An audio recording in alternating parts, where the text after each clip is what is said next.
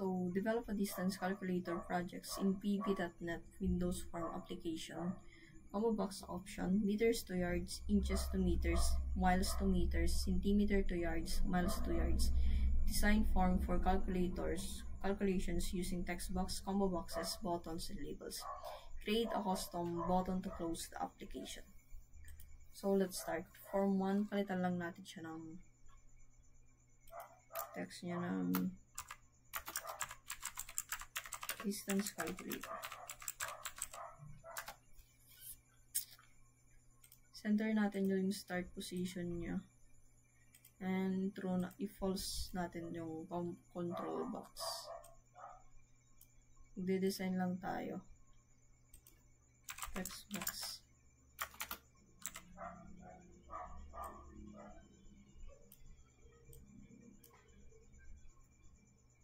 Gawin ko lang siyang 10. Then, combo box 10.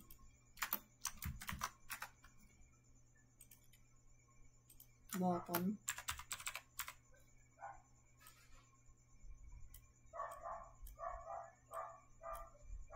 isa pang button para sa X.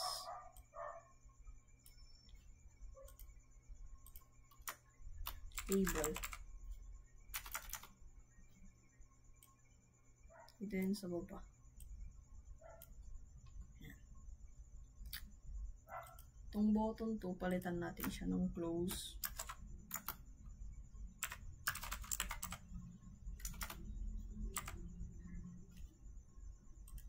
Background color niya, gawin natin siyang red. Text color, white. Button 1, palitan natin siya ng calculate.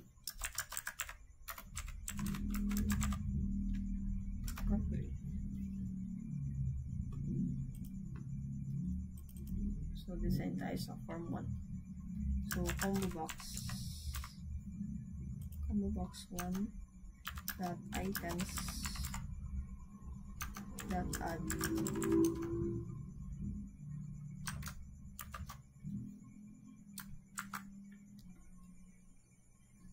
i-add lang natin yung mga combo boxes natin.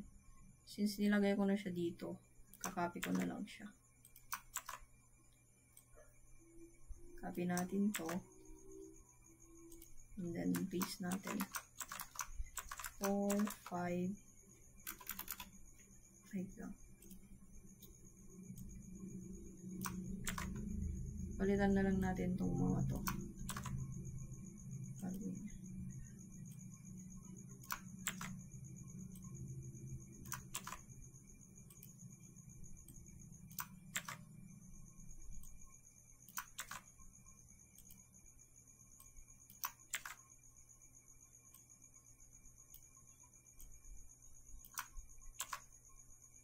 Yan.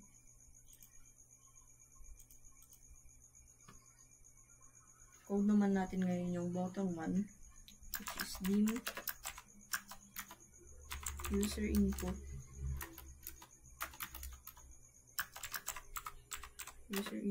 as string.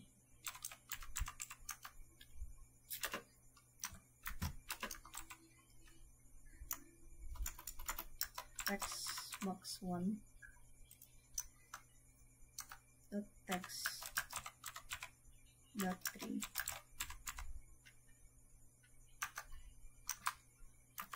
open and close parentheses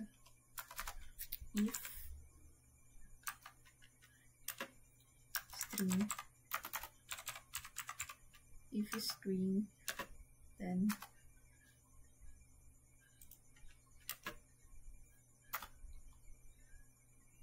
that is null or empty user input.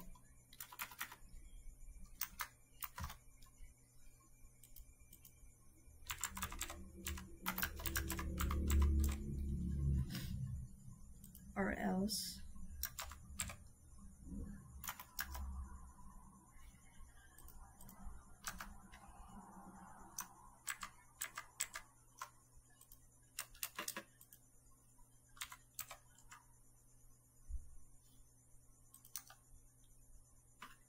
combo box 1 that selected items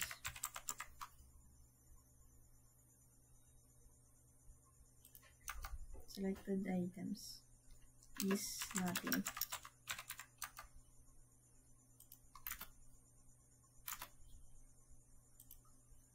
So label 1 dot text equals fill up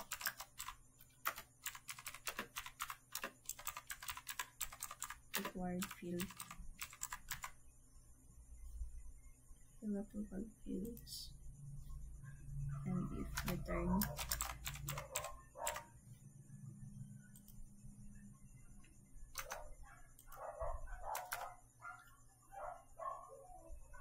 dim input value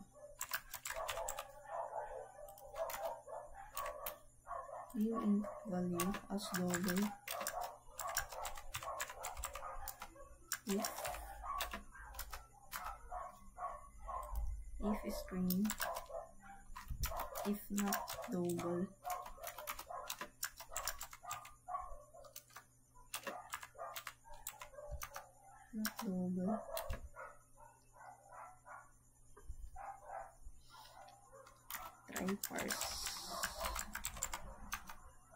Try parse user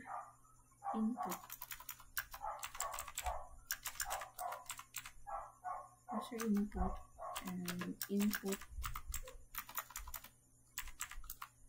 value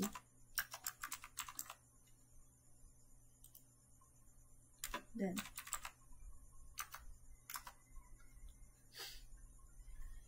label 1 dot text enter a valid number. So, eto na code, ito yung maglalabas kapag hindi na fill upan yung lahat ng fields na kailangan sa design natin. Etong enter a valid number naman, ito yung lalabas kapag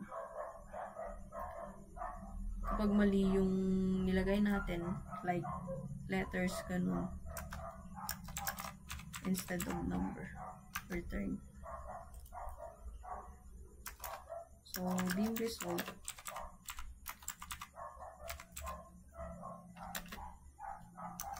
as double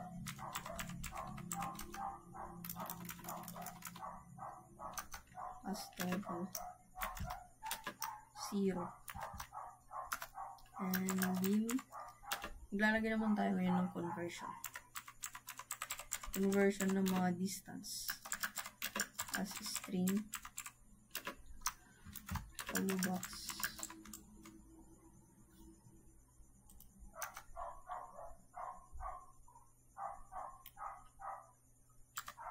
that selected item to string.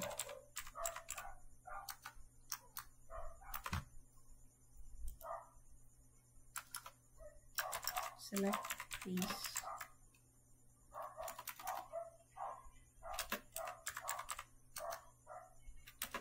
conversion. So, dito natin i-input yung mga conversion ng mga distance natin. So, copy natin ito. Paste natin dito. Then, lagay tayo ng result niya. Input value. Tsaka kung ano yung value niya. So, nandito yung mga value nila. Copy ko na lang yan. Paste ko dito. Copy ko to. Then, paste ko na lang. 3, 4, 5. Palitan natin yung mga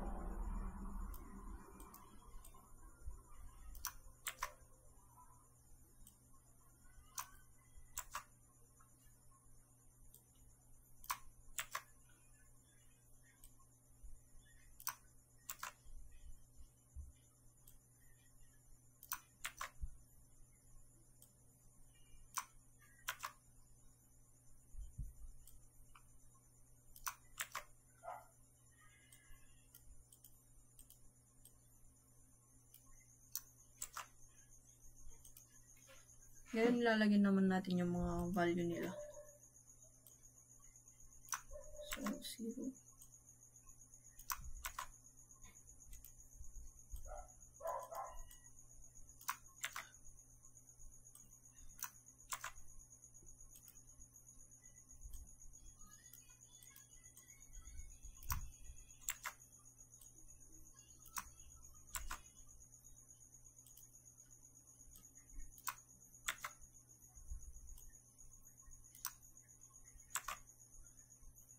So, yan, nalagyan na natin yung mga value nila.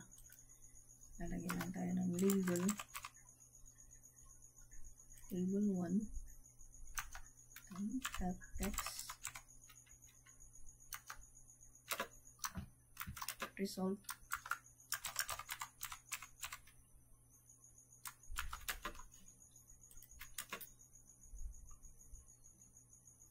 Then, and result. That to string.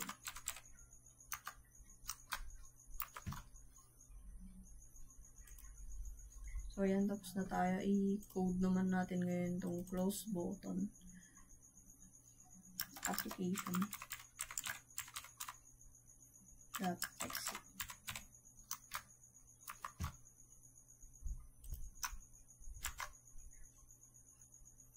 So, try natin kung gumagana ba lahat.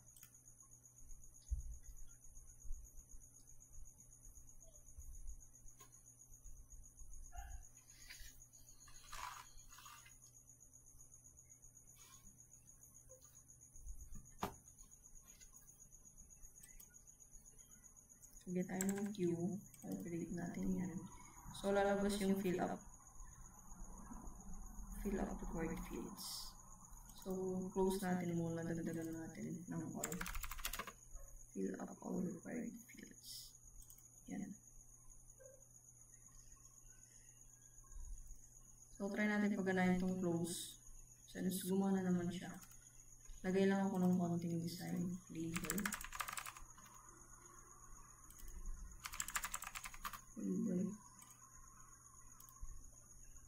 Isa pang label.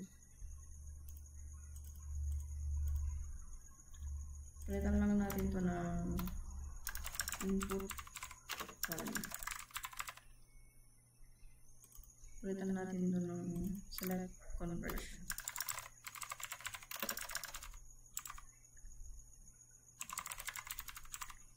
Select conversion.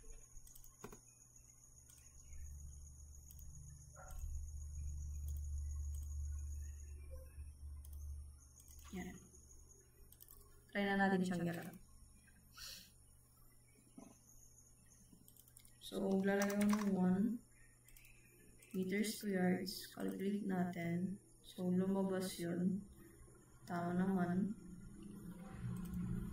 Natin yung inches to meters. Calculate. Lumabas din yun. Miles to meters. Calculate. Ito din. Meters to yard. And so on. So, kapag nag-input ako ng letters dyan and kinalculate ko, lalabas tong enter a valid number. Kapag close ko naman to, mag-close yung application. Yan. So, thank you.